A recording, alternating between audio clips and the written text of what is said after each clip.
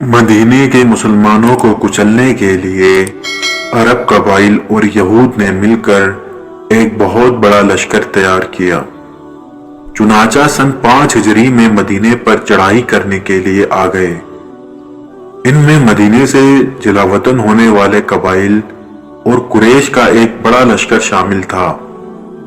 رسول اللہ صلی اللہ علیہ وآلہ وسلم کو قبل از وقت اس خطرناک حملے کا علم ہو جاتا ہے۔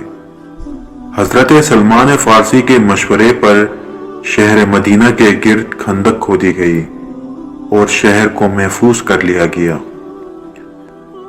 خندق کھودنے میں رسول اللہ صلی اللہ علیہ وآلہ وسلم نے دوسرے عام مسلمانوں کی طرح حصہ لیا۔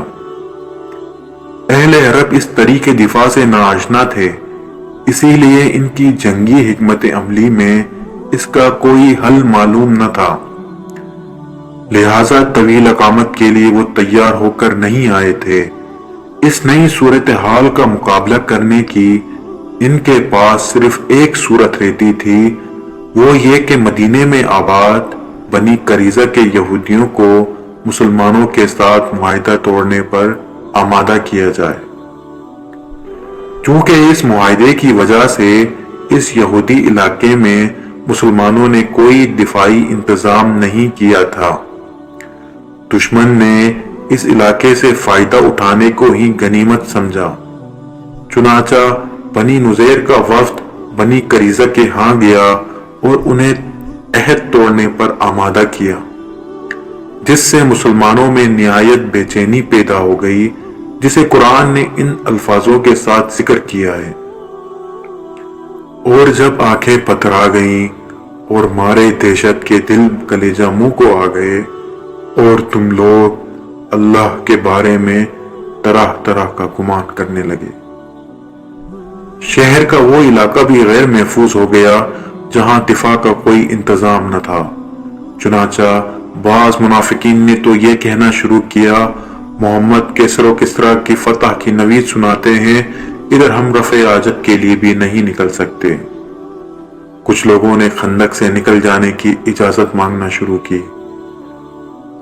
ادھر محاصرے کو 25 دن سے زیادہ ہو چکے تھے، دوسری طرف حملہ آوروں اور بنی قریظہ میں پھوٹ پڑ چکی تھی۔ زمانہ بھی سردی کا تھا۔ اسی اثناء میں عربوں میں مشہور بہادروں نے انفرادی طور پر جنگ لڑنے کا فیصلہ کیا اور ایک تنگ جگہ سے خندق پار کر کر مبارزہ طلبی کی۔ ان میں سے مشہور شخص عمر ابن عبدود تھا، جس نے بلند آواز سے پکارا، ہے کوئی میرے مقابلے میں آنے والا؟ حضرت علی علیہ السلام نے عرض کی، یا رسول اللہ صلی اللہ علیہ وآلہ وسلم، میں اس کے مقابلے کے لیے حاضر ہوں۔ رسول اللہ نے فرمایا، یہ عمر ابن عبدود ہے، بیٹھ جاؤ۔ جب کوئی جواب نہ آیا تو اس نے تمسخر کے طور پر کہا، تمہاری وہ جنت کہاں ہے جس کے بارے میں تمہارا یہ زعم ہے کہ تم میں سے جو بھی مارا جائے گا وہ جنت میں جائے گا؟ تو حضرت علی علیہ السلام نے فرمایا، میں حاضر ہوں یا رسول اللہ۔ پھر عمر ابن عبدود کے تیسری مرتبہ پکارنے پر حضرت علی علیہ السلام نے عرض کیا، میں حاضر ہوں یا رسول اللہ۔ رسول اللہ نے فرمایا، یہ عمر ابن عبدود ہے۔ عرض کیا، رسول اللہ، پھر میں بھی حاضر ہوں۔ چنانچہ رسول اللہ صلی اللہ علیہ وآلہ وسلم نے اجازت دے دی۔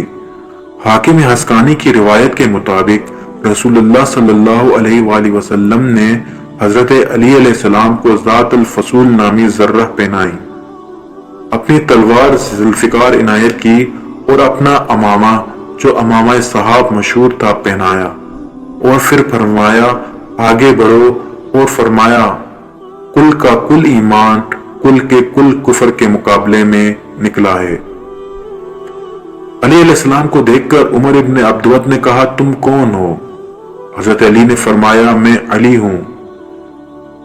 عمر ابن عبدود نے کہا، میں تمہارا خون بہانا نہیں چاہتا۔ تو حضرت علی علیہ السلام نے فرمایا، مگر میں تمہارا خون بہانا چاہتا ہوں۔ یہ سن کر عمر ابن عبدود غصے میں آتا ہے اور گھوڑے سے اتر کر حضرت علی علیہ السلام پر حملہ کرتا ہے۔ آپ علیہ السلام نے اپنی ڈھال کو آگے کیا، اس کی تلوار ڈھال میں پھنس گئی اور حضرت علی علیہ السلام کا سر مبارک پر زخم آ گیا۔ حضرت علی علیہ السلام نے اس پر حملہ کیا، وہ زمین پر گر پڑا اور گرد و غبار اٹھا۔ اس میں حضرت علی علیہ السلام کی تکبیر کی آواز سنائی دی تو رسول اللہ صلی اللہ علیہ وآلہ وسلم نے فرمایا علی نے اسے قتل کر دیا، اور فرمانے لگے علی کی ایک ضربت جن و انس کی عبادت سے بہتر ہے۔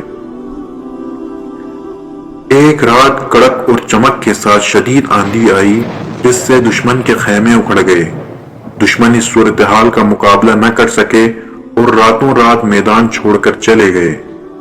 صبح کو مسلمانوں نے دیکھا کہ دشمن نے راہ فرار اختیار کر لی ہے اور میدان دشمن سے خالی ہو گیا ہے۔ اس موقع پر رسول اللہ نے فرمایا آج کے بعد وہ ہم پر حملہ نہیں کر سکیں گے، انشاءاللہ ہم ان پر حملہ کریں گے۔ اہل ایمان کو خندق کی جنگ میں اللہ کی طرف سے ملنے والی نعمت کا ذکر ہے۔ اس نعمت سے مراد امن کی نعمت ہے کہ اللہ تعالیٰ نے اہل ایمان کو دشمن کے حملے سے محفوظ رکھا۔ مزید اس طرح کی انفارمیٹیو ویڈیوز دیکھنے کے لیے ہمارے چینل کو سبسکرائب کریں اور بیل آئیکن کو پریس کریں۔ Thank you.